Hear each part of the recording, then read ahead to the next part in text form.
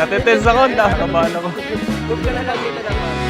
Mga tuhod magkabila ang nangangapal kakaluhod sa harapan ng salamin para ibang panay ang tanong kung maaari bang mapasakin ka't mapasa iyo ako yan ang paborito kong dasal. Dalawang pag-ibig lang ang pinag-aasam.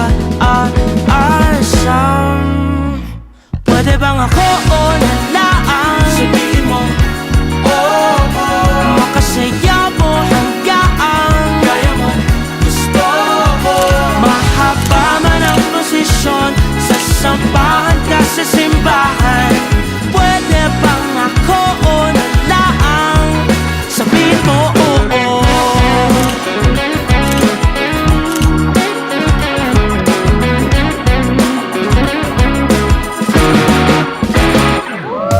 bago iparating sa'yo ang mga panalangin, ilang beses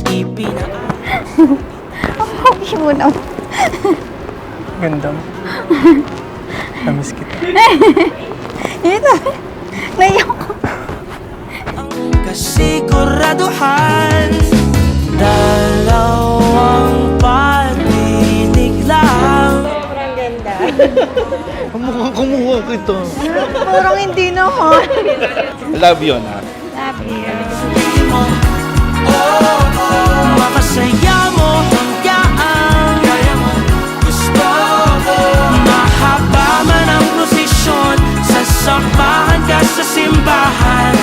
Pwede bang ako o nalaan? Sabihin mo, oh,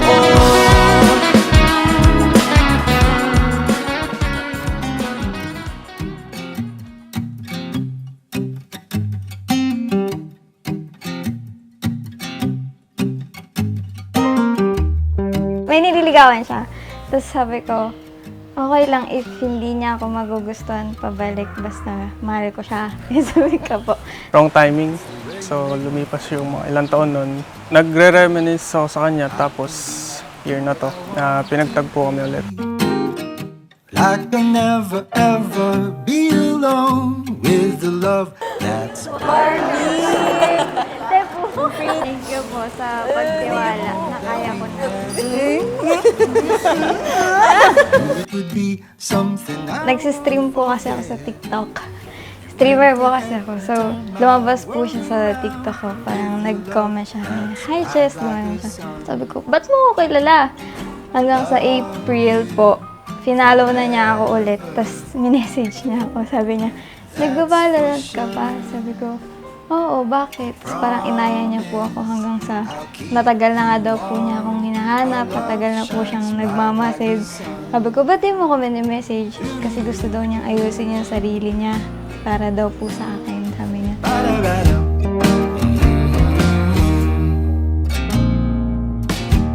There ain't nothing better than you and me. Tapos yung time na yun, doon na-realize na hinahanap-hanap ko na pala yung tao na yun. So, nag-decide kami na magpakasal na lang. Ganun. Love you forever. That's for sure.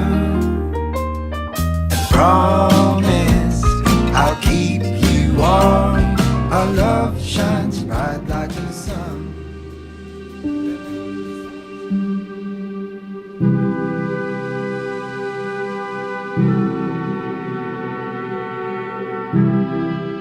Sabi nila, bakit ang aga? Hindi ba masyadong mabilis? Ganon daw ba kayo katagal? Pero para sa atin, bakit ngayon lang?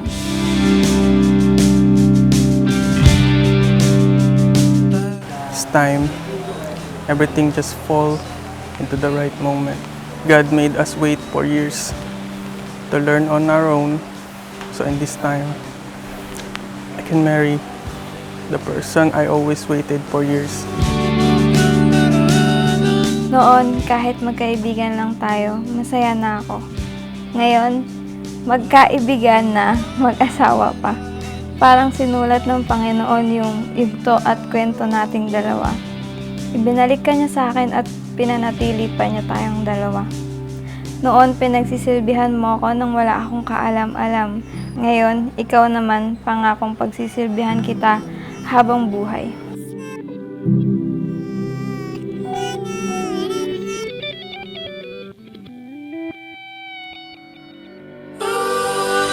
Ika'y nandito lamang pala sa lupa,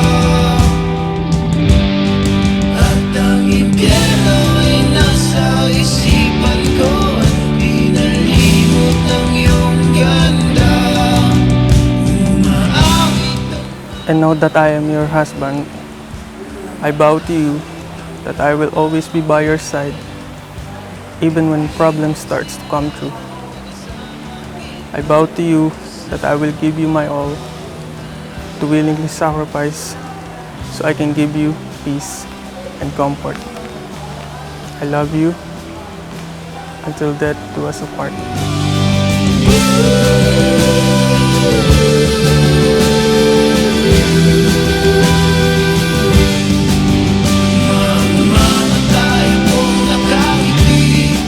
Hindi ako nagsisising umamin ako sa'yo noon at hindi ako magsisising nireplyan ulit kita ngayon.